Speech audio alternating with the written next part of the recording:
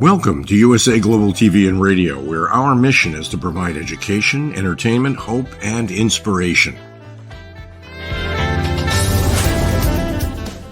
USA Global TV and Radio connects you with experts and audiences all around the world every single day to help you succeed in business and to live a richer life. Visit us at usaglobaltv.com to learn about career and life-changing training and mentoring programs like the Listening Mentor. Subscribe to our newsletter to stay informed about our special programs and offers. Discover how you can become a guest on one of our shows or a host or producer of a USA Global TV and Radio show of your very own. That's USA Global TV and Radio, where the doctor is always in.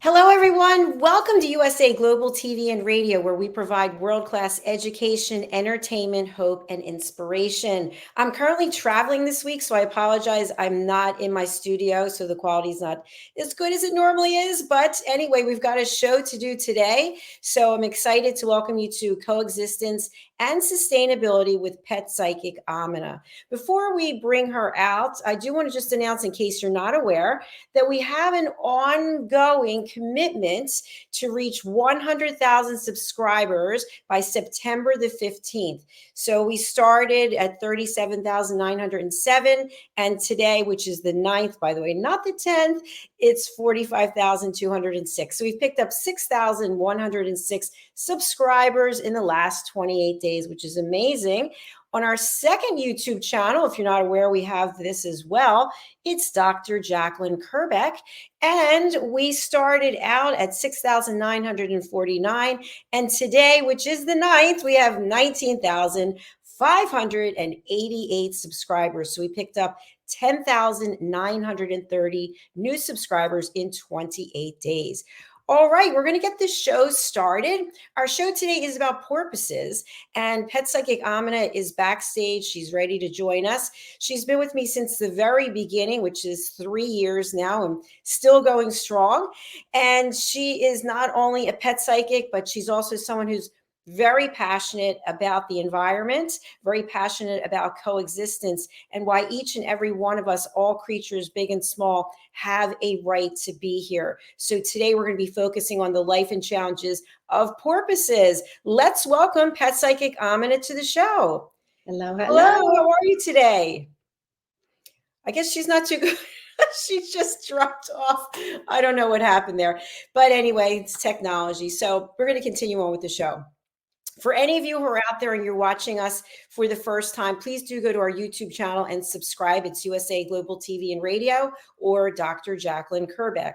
Let's welcome Aminah back. You were here, then you were gone. I wasn't sure what's happening. Me and the backdrop is having a conversation. I'm like, no, come. They said, no, I don't want to. You don't come. And then I hit the wrong button to just go, never mind. I just got out. Oh, well, didn't help it out either. That's all right. We don't just imagine I have the green screen over here. Yes. Well, just imagine that you are green as well. So we're talking about porpoises today. And before we get into that topic, some people are wondering, what does a pet psychic have to do with coexistence and sustainability? So why don't you tell us how you became passionate about this? Because obviously you and I started 3 years ago, having met on LinkedIn, and we were doing a different show than we're doing today. We actually were focusing on your abilities as a pet psychic and having people call in, and we've really transformed from that to where we are today, coexistence and sustainability. So tell us a little bit about your background. Well, thank you so much. I would love to say I got this great grand college education. I do have a little bit of that, but I was born this way. When I was a small kid, and I'm the fifth child of my parents, and I always talk to them in the first person, and they talk back to me in the first person. Is it a conversation like barking or meowing? That all has to do with it. Communication by people, by animals. We have gestures. We tug on our ear. We fuss with our hair. We twiddle our fingers and thumbs, literally. There's so much in conversation. Animals are no different. Some of them can wiggle their skin. It's just amazing. Keep the flies off. And some will chew on their toes on bad days. There's so much to learn.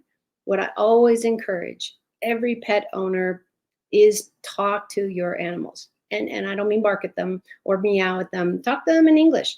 They will understand, just like anybody else, a second language. Is it perfect? No, because they're never going to say, Mom, fill my bowl, in English or French or any other language that people use. They're going to bring you the bowl, drop it at your feet and say, it's time. These are language. This is language for animals. And what we're doing here on this fabulous platform is giving you tips and ways to coexist, because my lifetime work is still going to be, how can we stop ruining the planet so we all get to the same great place in the end? There you have it. Thank you very much.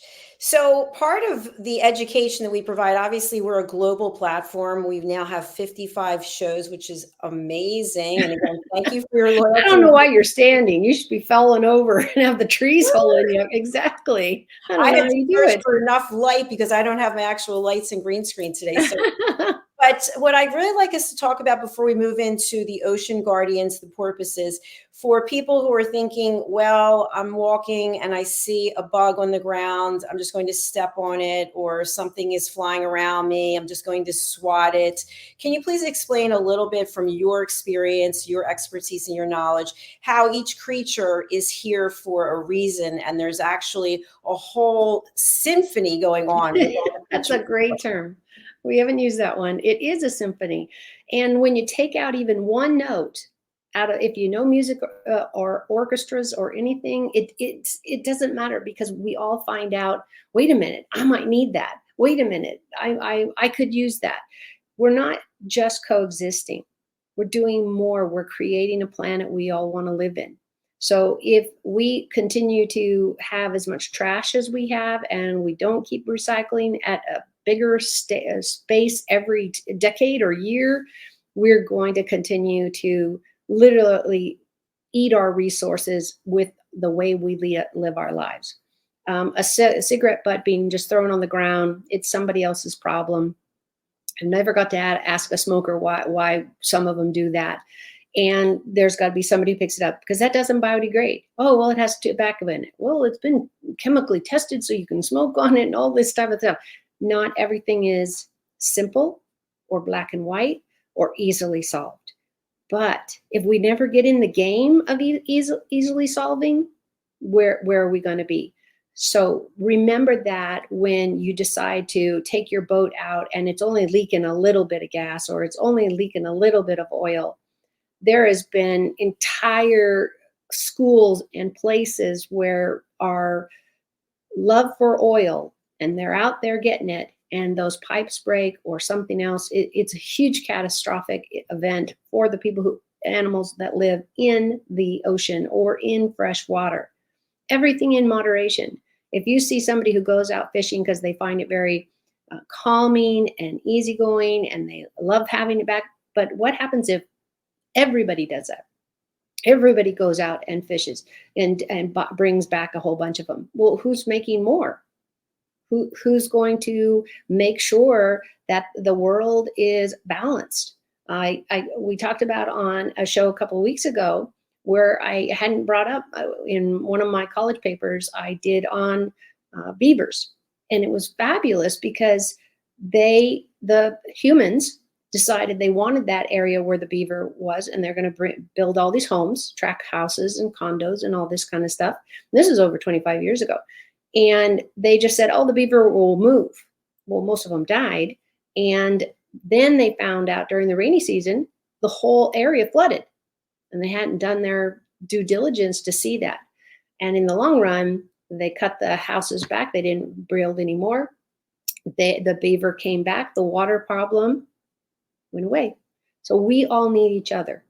Just because we don't understand, I'm still waiting for somebody to explain me the mosquitoes, why we're all sharing blood with them.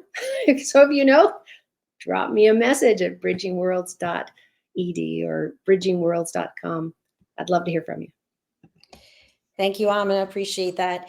So when we think about the ocean, I know I actually wrote a children's book that was featuring the ocean. Mother Earth calls, and the ocean's crying because of all the pollution Right. and because of all the netting. And we are going to get into porpoises, but I want to just talk a little bit about fishing, which you just mentioned. I have a number of friends who love to fish, and I like salmon. Salmon is a big staple in my diet. But the one thing I don't understand about the whole fishing concept is you go out to fish and the fish have to be a certain size in order to keep them. So Mhm. you keep trying and you hook them and then you have to throw them back. And I think, what about the trauma that the fish that been hooked? I don't know. Does it bother the fish at all? But Well, it's a hook in their mouth.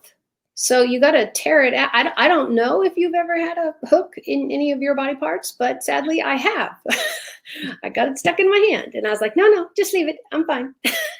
And I was about like 11 and everybody's like, no, you can't leave that in there. It's got bacteria. It's got this. And I said, so imagine, because on those hooks, they have the reverse sharps. So when you pull it out, it tears the meat, tears the face, tears the skin, all of those things. So there's not a real, unless your hook is straight and doesn't have the little hooks to keep it in there. So somebody gets all torn up by it. Even if you're going to use that animal for food, it is a pretty terrible way because it's very painful. Witnessing, telling you it's very painful, and it can do a great deal of damage. So let's say you get a fish, you got to throw it back. I'd love to have the idea from Fish and Wildlife. I understand why the rules are they are, because you keep taking babies out, then everybody loses because they're gone. You got to have moms and dads and babies. But if you throw them back and there's nobody there to eat them, another predator, then that life got wasted anyway. So it's a really small line that a lot of Fish and Wildlife and all of these, they're trying to do well. They're trying to keep the world going. Finally, they're really stepping up into that. But if you've already hooked it and you can't keep it, there's the quandary, because you can't have that many, you can't have that size. How do you choose? How does the law see the difference? And all those fish go back, but they died anyway because you ripped up their mouth. right, I hear you. This is why I'm not going fishing anytime. Yeah, exactly. I'm like, I will visit you at the aquarium. Yes, And definitely. there's so many fabulous aquarium museums where you can go and see these fish in real life and where they're going and how they do their thing. It's just magical. And that can be true about pretty much every animal. I know people who absolutely love steer and cattle and all of that type of stuff, and they'll just hang out on the fence. I do not recommend you go visit with them, especially if you're not their owner. That could be really dangerous, because I promise those horns are real and they will hurt. Look out. Well, today we're talking about ocean guardians, and porpoises are referenced as guardians. And from my research, what I found was that sometimes they're compared to dolphins, but that there are 8 different types of porpoise. What can you tell us about them? Yeah, that absolutely true. So I put together my list also, porpoises versus dolphins. And here is just a real synopsis of it. They are different in species. They're different and that why? Because they're different in size. One likes cold water, and that is a habitat change. Where are you going to get cold water? Out in the ocean, mostly, that kind of stuff. They will, for example, bottlenose dolphins, and most of all the other dolphins, I haven't counted them all, they really like they have the long, what they call a beak, and extends to their face, and they're like temperate water. So not really, really, really cold. If it's coming off of the Alaska hill, probably not have any dolphins over there. They can come in white, pink, brown, blue, black. It's just amazing. So don't rush if you're out there and goes, oh, that's a dolphin, or this is a spinner dolphin. This is a Pacific white dolphin. This is a pilot dolphin. There's also one called the South Asian dolphin. Guess where it is? Probably it's in Asia. And the Rosano dolphin. In some way, they are different. Either topography, water, salt as opposed to just regular creek water. There's a lot of differences. So, for example, there's one species called the harbor, and it's B-O-U-R, which is interesting, end of the harbor part, porpoise, and they are critically endangered, and they are just a spectacular porpoise as far as what they're curious about, and they're in the Pacific fitness, very, very healthy. Porpoises are one of the largest of the species. So that's just, touching a corner of what we're talking about today. Thanks so much. I think it's interesting. We were just talking about fishing and how you catch a fish and it's small and then you throw it back and it might not be able to live. Well, porpoise, from what I understand, their diet is primarily fish and squid. So Yep. some of those fish that we are taking out and then traumatizing, so to speak, in air quotes, but maybe not, they might be food for a porpoise or some other animal that's. Well, they are. And that's what the entire ecosystem is. Everybody's chained to something. So what do the birds eat? All the bugs. All the bugs. Depends on if it's a worm that day or it's literally a fly going by. Somebody eats somebody. What humanity, we get on our high horse. Ironic that I use that term, but it works. And we get on our high horse and expect everybody to say, "Oh, but we're the kings. We're the ones that create everything." No, there's an entire earth that deserves to come first sometimes, or second, or at least be not on the plate, on the table, and say, "Hey, this is a great dinner. Wonderful. How many people died for that? How many animals died for that meal?" And the more respect we have for the things we have, whatever that is, then I think we all will live a better life. Have a stalk of broccoli once in a while, or there's still resources that are used for that, and the land that is used for that. We're never ever going to be 100% not using outside sources, because that's the planet we live on. And part of coexisting is that we all get the piece of the cake. And what is this line? Piece of pie. Everybody gets a slice of the piece of pie. And some people feel like they deserve the half and everybody else can scramble for the other half. And it shouldn't be. It shouldn't be that way. We should easily be able to say, I've got this, I can have this. There's a lot of times I've seen ranchers and farmers have grain that they wouldn't necessarily feed to the animals that it was bought.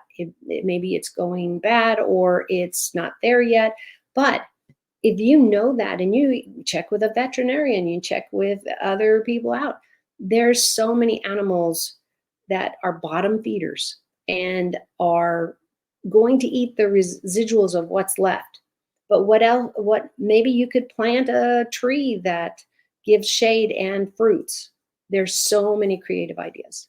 You don't have to rely on just the grocery store to get your food, but also to share the world with what they need. Thank you, Amina. Great point. We've talked before on other episodes about animal testing, and I did find some research that there's certain species of porpoises that are kept in captivity and used for research and educational purposes. Yep. What can you share with us about that? Yeah. So while I was in college and doing my animal science degree, there was a lot written on it. And dolphins are one of the most, the elephants are in there also, but they were always being researched heavily. They wanted to see what they knew. Elephants always had a reputation of having basically a walnut-sized brain. And maybe that's still true today. Maybe they've changed their mind. Again, I'm not in that arena anymore. Didn't catch up on it. But look at all what animals do. Even an inchworm. If you watch a little inchworm walking by and it's gone to that leaf and it's eaten some of it, but didn't eat it all, what is in there? There's not a class for the bugs. There's not a class for the birds. It's all instinct. It's all the way they were put together when they were in their mom's tummy and then how they came out. Why so many of us who are trainers really, really want to talk to people about, yes, there are animals that were bred for fighting, sadly, and this still goes on. There's animals that were meant to be 6 foot tall or 2 feet wide or little bitty stubbies. But with all of that designer breeding we're doing and away from what, say, a wolf looks like, and that's where our dogs originated, in that line.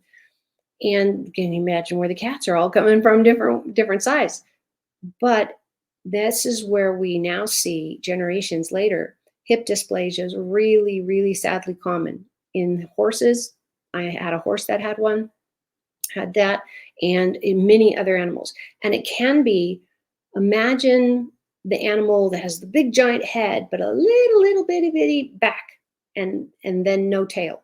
Well, if they have no tail, they can't swat the flies away from anybody by themselves. So you'll see sometimes pigs do this all the time, and they roll in the mud.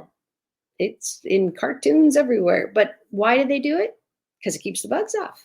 The bugs don't want to go through the mud, and they have these little tongues things to eat and bite with the mosquitoes, where the mud carries that. So before you make a change and say, oh, I don't like that. Well, I don't want my pet to do that. I don't like that.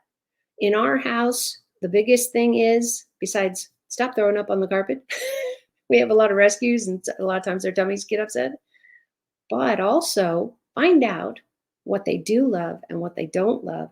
We have a couple of cats that love to be in the cat tree, but up the highest, where we got another one just wants to be window level. Find out who you're dealing with.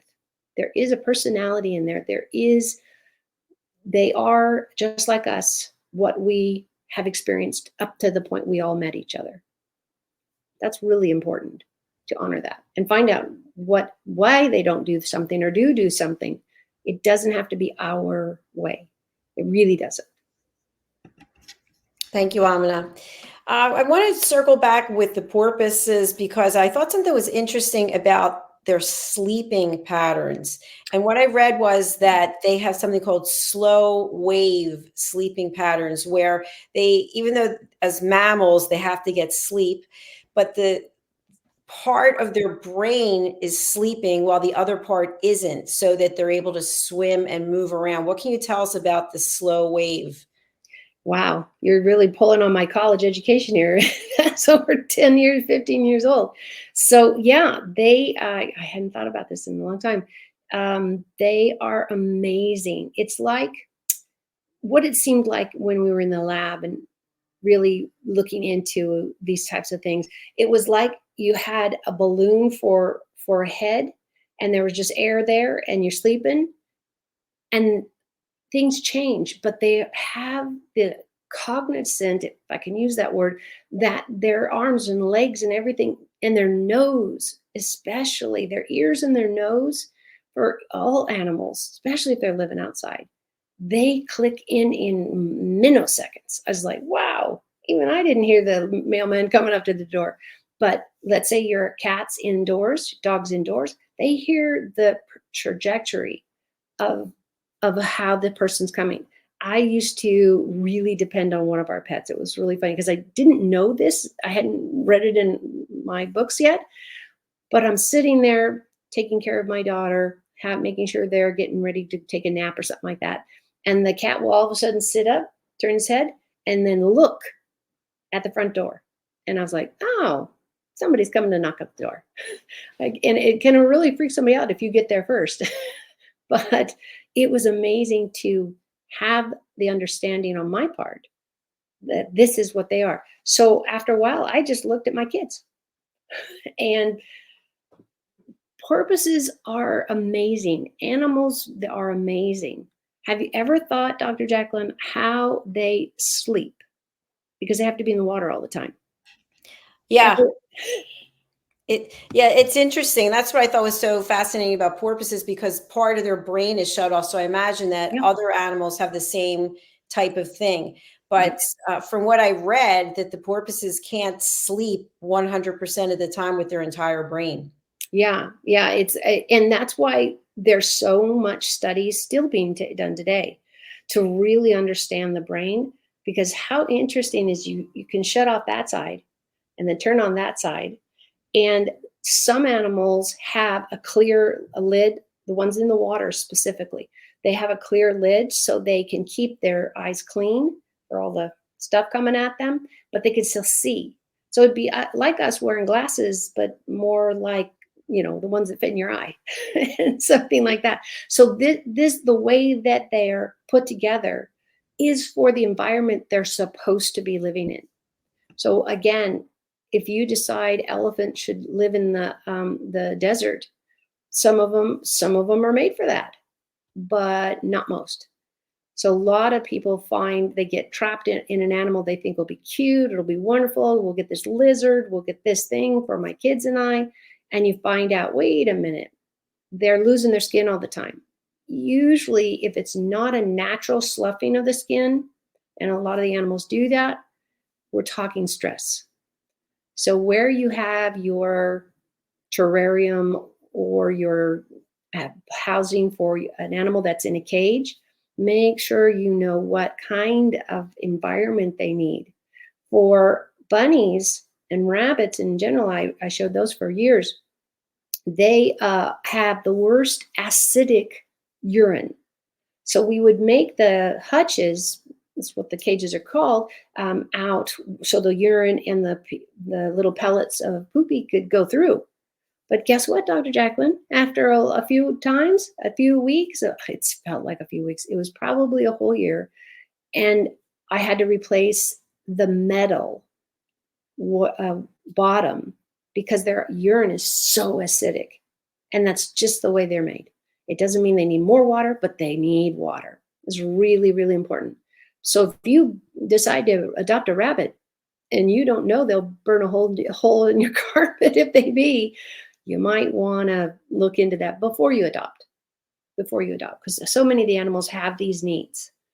And it might be good now, and you have to reintroduce it later.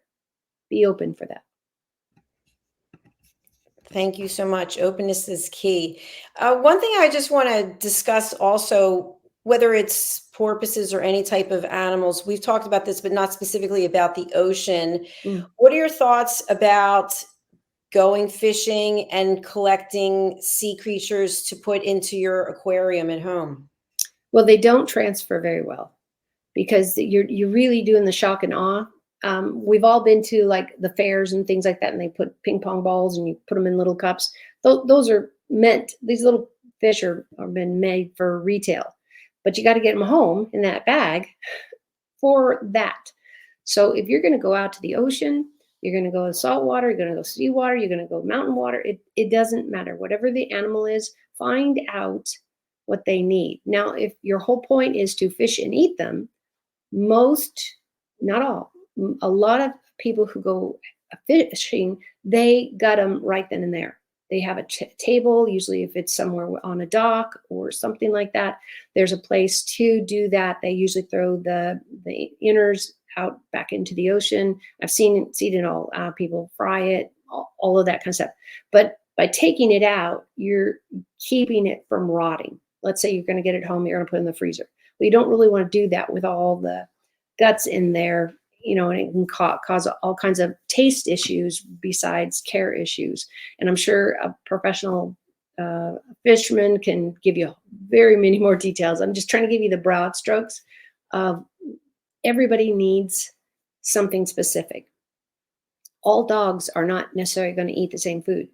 Believe it or not, the horse I rescued and had for over 8 years was allergic to, drumming here, alfalfa. And it's impossible, I now know, having him with me for 5 or 6 years, that without alfalfa mixed in with the other grains and things I'm feeding him, he just couldn't keep on weight. And boy, did I get a lot of nasty looks and people asking me, why aren't you feeding that horse? And it's like, wait a minute, got time? I'll tell you what the vet said.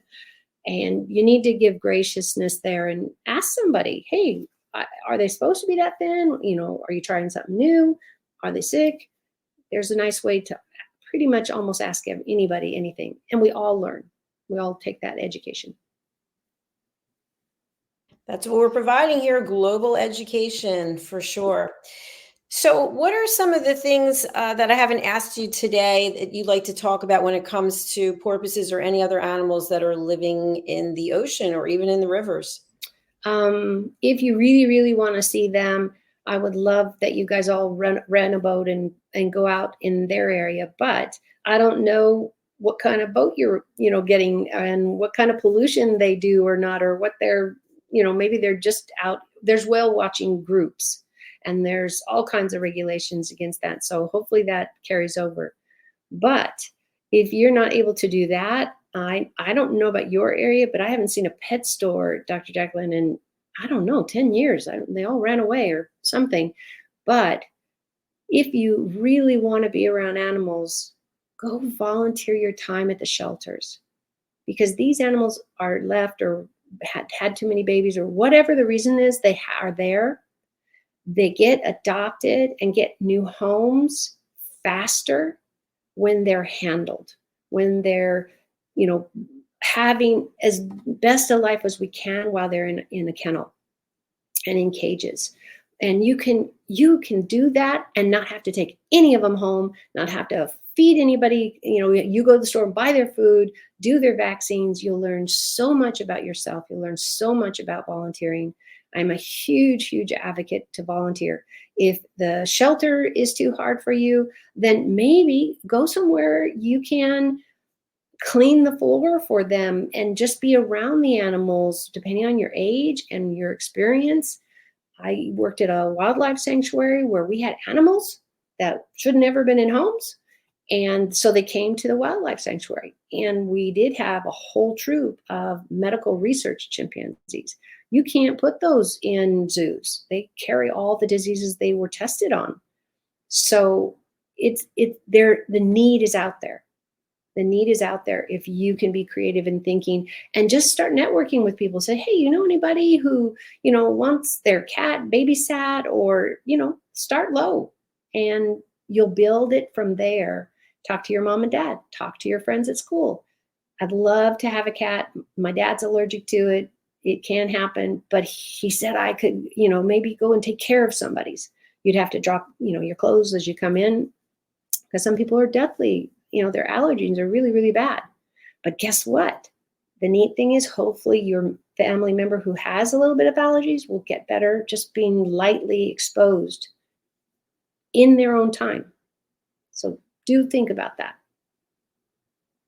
Volunteering is definitely a good way to see how much you are really interested in taking care of something, because it's always like, oh, I have a great idea. I want to get a dog, or I want to do this, or I want to do that. And then we get them into the home, and that's another story. So, well, yeah, it was so many times. I've only luckily had to return a pet once, because the fit with my kids and where we were at was bad. And we worked for months. We talked to the clinic, because we usually go and get all our animals. Either somebody gives it to us, we have a couple of those, or we go to the shelters when they have these grand free adoption center, places where all the vaccines are up to date. Don't beat up yourself if you did the best you can. Just know maybe next time you'll be in a better place, or you'll have more knowledge.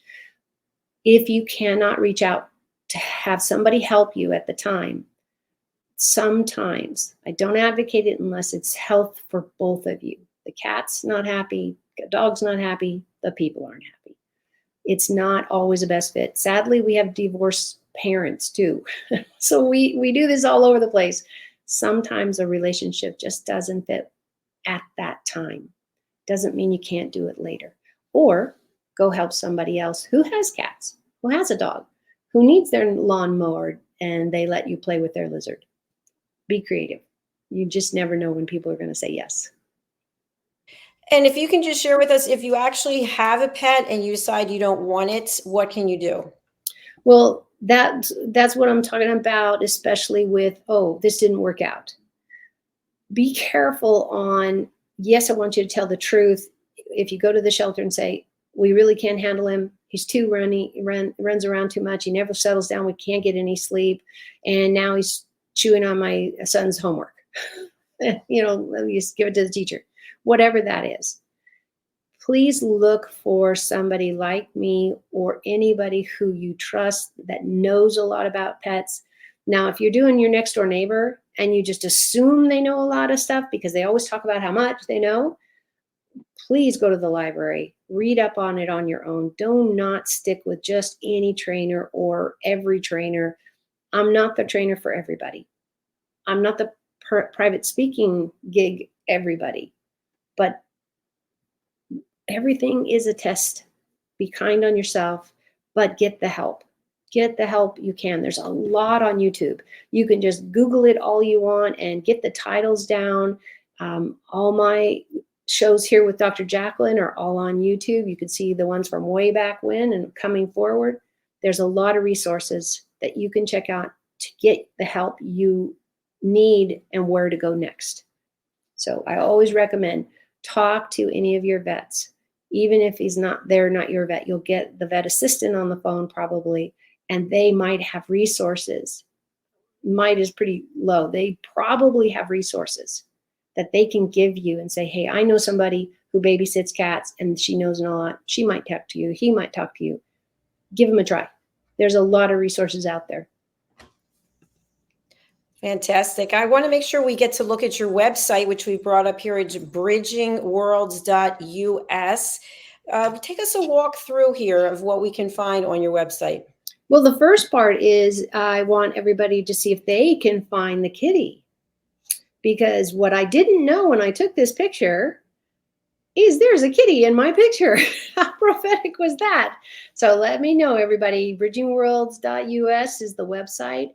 And it literally means I want to be there to bridge the gap between all of us and the information we have, what we know, and what you need to know. So all of these shows you're going to get on the YouTube that Dr. Jacalyn and I have done is going to put a face to the words and give you tips from there. There's all kinds of things you can do with your animals. And then there's a whole bunch of stuff you should never do. And I got all of that in all of these places. I'm, of course, on Facebook, and all these shows are out there. So please take some time and learn a few things. And if you want to learn something else, let us know. And I'll have us do it on the show with Dr. Jacalyn and make sure everybody hears it. Because I can definitely miss a few topics. I don't know what episode this is. I want to say it's 181 or 2. Something like that, yeah. And there's 52 weeks in a year. And I was thinking today, you have never, ever missed a show, to my knowledge. I hope not. And, because I love what I do. I love working with you. You've made it seamless. And you have learned quickly about all the little things I can do and can't do and shouldn't do. No, we don't have a shouldn't list, I don't think. I have too many cats, probably that. So. We don't, but I was sharing with friends, actually, I think it was a little less than a week ago, about all the things that I've learned from you. Okay. And as a result, all the things that I don't do anymore, that I don't buy anymore, you've actually saved me a lot of money. So thank you. Well, yay.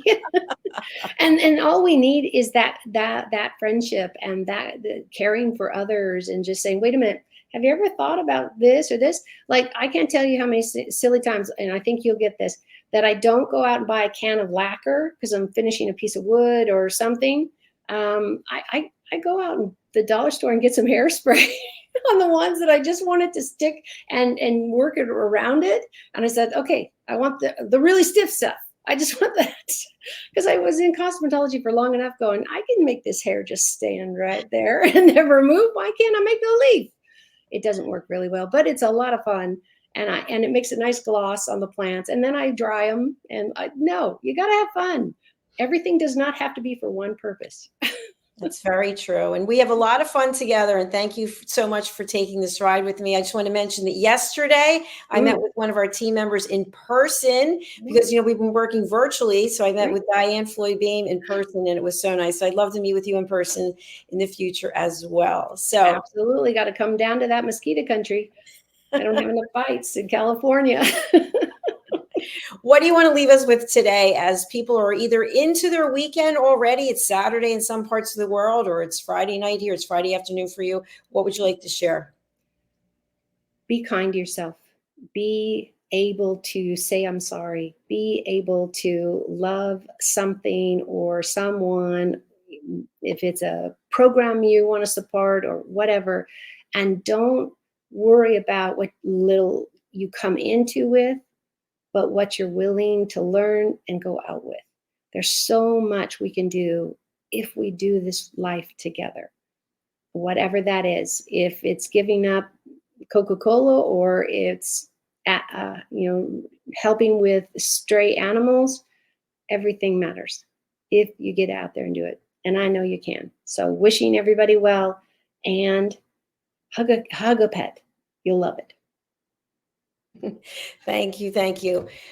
Again, just so happy and appreciative for you taking your time for all these years and being here and sharing all your wisdom and knowledge. I hope you have a beautiful weekend. For people who are listening on our audio platform, by the way, every episode is now available as a live streaming broadcast, which is what we're showing right now, whether you're watching us live or sometime in the future, as well as an audio podcast. Wow. So you can actually find our audio podcast under USA Global TV and Radio Podcast. What a surprise. You can find it on YouTube, Spotify, and anywhere on the podcast platform. So that's wonderful. Thank you again, Aminah. We'll see you next week. Take care. Take care. Bye. All right. Thank you again. Please to reach out to Aminah, bridgingworlds.us. You can find her on LinkedIn as well as Facebook. So as we close out today, I just want to announce a couple of things in case you weren't aware. We are going for 100,000 subscribers. I shared that already. It's key. Why? Because people like Aminah are spending their time to educate and share. And the more people watching, the more people are going to be gaining information and education. So thank you for supporting Aminah and all of our TV show hosts. I realized the other day we now have 33 television show hosts from all over the world, which is incredible. So my heart is full. We have a new show that I just wanted to share. It's Weekly Wisdom and Insights with Dear James, Spiritually Guided Transformation and Empowerment. So if you don't know of Dear James, he's been around for a while. He's an expert when it comes to so many different topics. And I'm really proud to have him with us today, sharing his insights. So please have a wonderful weekend. As Aminah said, be kind to yourself, take care. Let's find gratitude and lift each other up and find the positives that we can in life. That's all for now. Bye.